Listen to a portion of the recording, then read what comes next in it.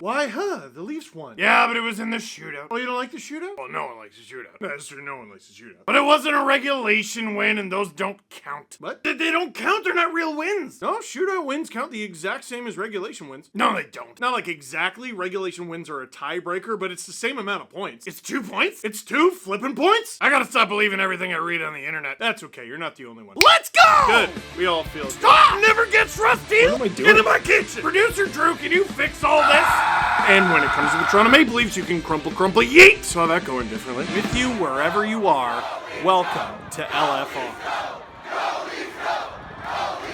Victory, puppies, Iggy! You don't care if it's a regulation win or not. Oh my god, buddy. Iggy, it's right here. It's right here. You don't need to catch it. Just come here. Just come here. I was gonna say you don't care if it's regulation or not. Why are you still looking for it? I just showed it to you. Iggy, you ruined it. You're a good boy. Come here. There you go. Okay. Come on, man. He forgets what a regulation win looks like. He's all out of sorts. Here, I'll let you outside. It was in the shootout, and I don't care.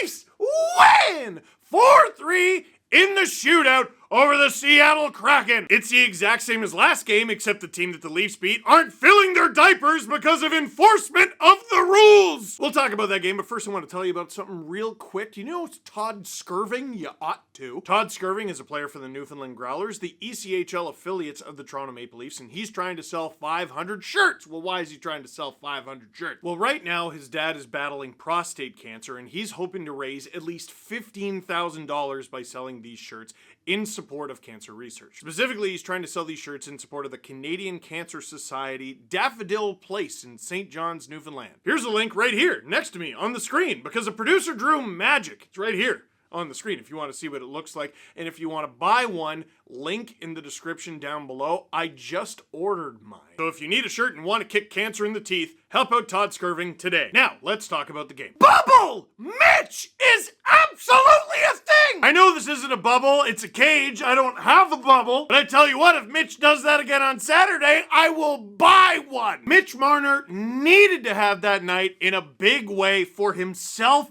and for the team. Let's talk about it. It's almost like there have been too many stories to keep up with the Leafs. We can't decide what to be happy or anxious about. Like, hey, they've won a bunch of games lately. That's pretty good. Like, dating back to even before the Sweden trip now, they're like 6-1-1 in their last 8 or something. And they've been winning despite a bunch of their top guys going through kind of a slump. Namely, Austin Matthews and Mitch Marner. Sheldon Keefe splits them up. I thought Matthews actually played pretty well in this one, but he's still struggling a lot of bit. But Mitch had been struggling the most. And then he took a puck in the face. 12 stitches! I noticed during his intermission interviews, he had a bunch of facial hair, like not the mustache Movember facial hair like the rest of it. Because can you imagine shaving right now? It's not just the 12 stitches, it's the, imagine the tenderness, the bruising, the swelling. It's really hard to talk with this on. Even harder to get a mouth guard through, apparently. But we've been talking about this Mitch Marner slump like he needs to do it for him. Not true. He needs to do it for the team. Because Mitch Marner is a very big part of this team, and obviously he needs to get going for the team to be good. But also, I don't know if you noticed this,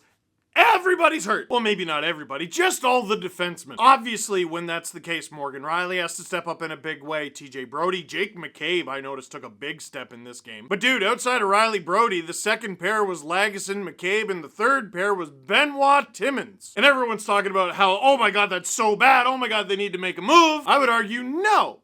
They're one injury away from disaster. Oh, this isn't disaster. No, this is one injury away from disaster. Don't worry. Last time Max Lajoie was in the lineup, he made one bad play and Sheldon Keefe sent him to Narnia. That dude played 4.5 minutes and was sent down the next day. They have other guys they can try. I know Mikko Kokkonen, they liked him in the preseason.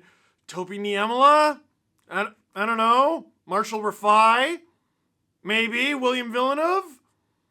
It's possible. And yes, it's next man up. The league, then the schedule stops for no one. But the big guys who make the big bucks have to perform. And the reason we so often talk about Mitch Marner being in his head is because it's so obvious. And it was so obvious even on the first goal he scored. It's on the power play. William Nylander sets him up. Yawning cage.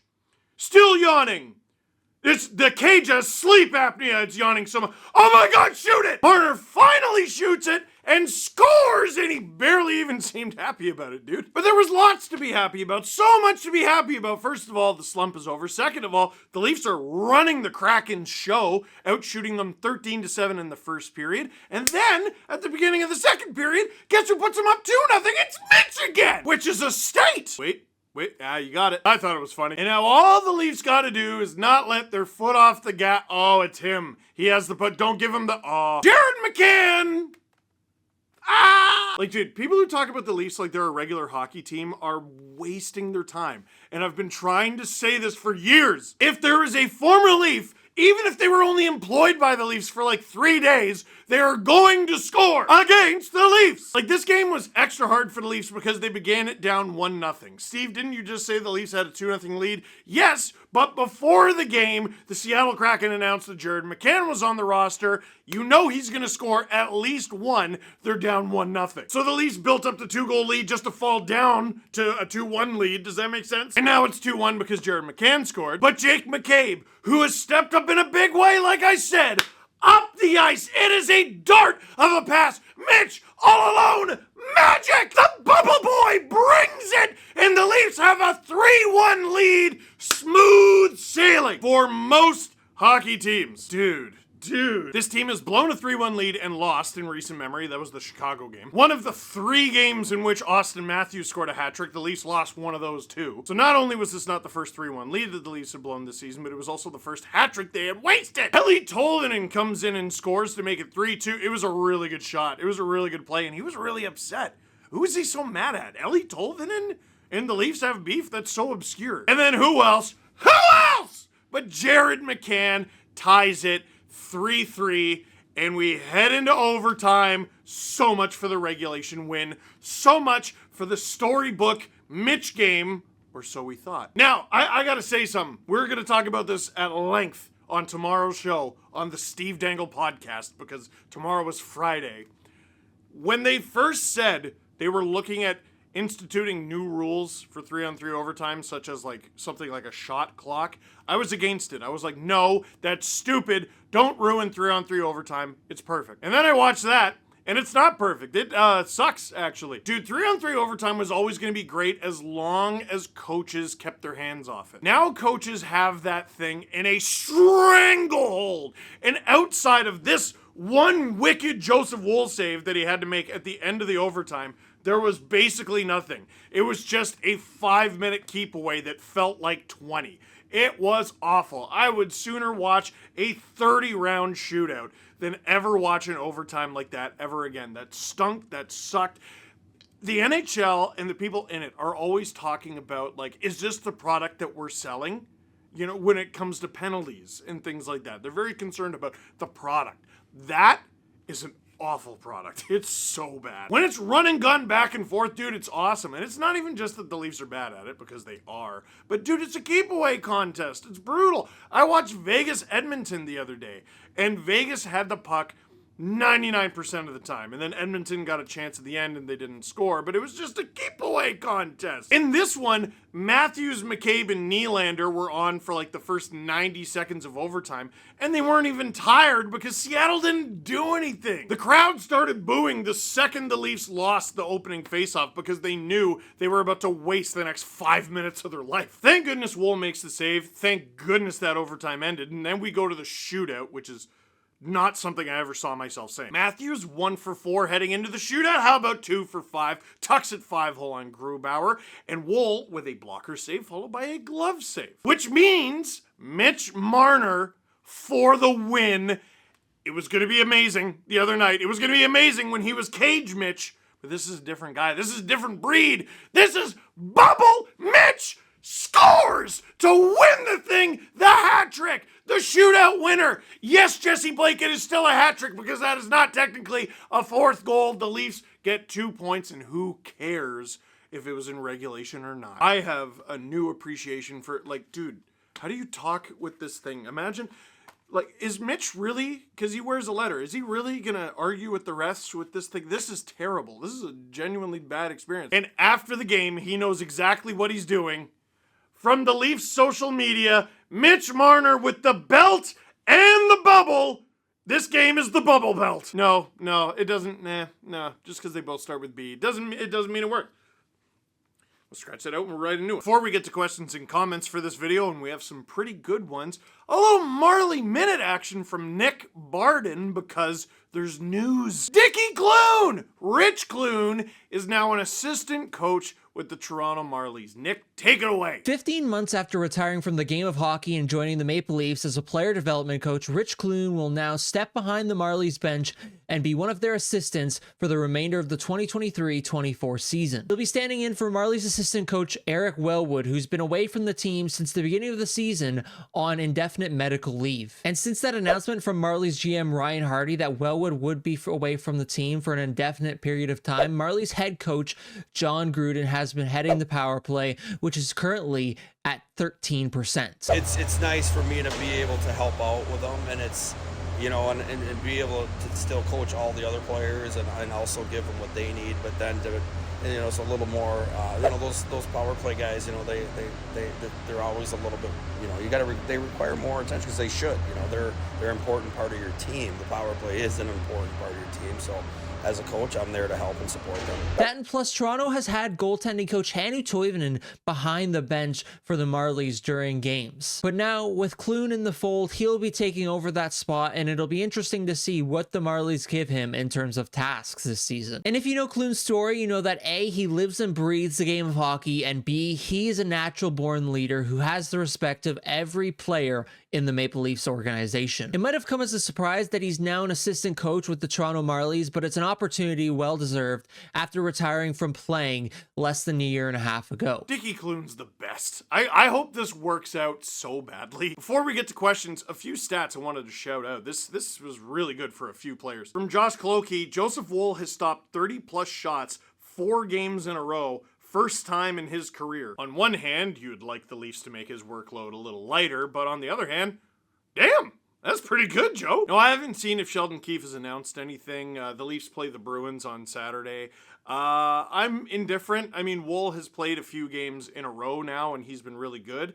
You could give him the game on Saturday, and I'd be fine with it. Or you could give it to Sammy, who actually, you might forget this, but in that awful game against the Bruins earlier this season, Sammy was the only reason that thing went to overtime. And I'm pretty sure I've featured this Kevin Papetti tweet a few times, but it bears repeating. He sent this over a month ago, signing Joseph Woll to a 3-year deal at a $767,000 cap hit was an underrated move. Yeah, that was a decent little parting gift from Kyle Dubas. Woll was on a $767,000, whatever it was, contract last year, this year, and he's essentially the starting goaltender of the team for the time being. And next year, there's a really good chance he's at minimum splitting the net with someone.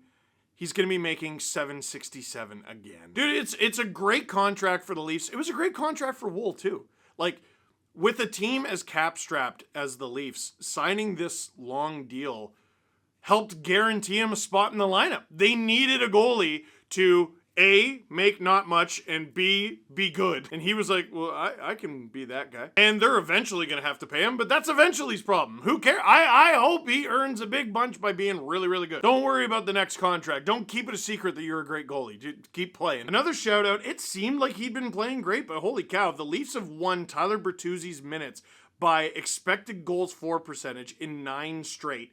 And the Leafs are up 8 goals to 2 in his minutes over that stretch. Like, dude, they're killing him in Bertuzzi's minutes. There's only one game in the 50s. Like, everything is 60 and up. This is a good question. At what point do you organize a car wash or bake sale to raise money for the purpose of buying Domi his first goal as a Leaf? Someone sent me a tweet tonight that said Tristan Jarry has more goals this season than Max Domi, and that's how I learned Tristan Jarry scored a goal. Dude, it's true. And, like, he's not playing poorly.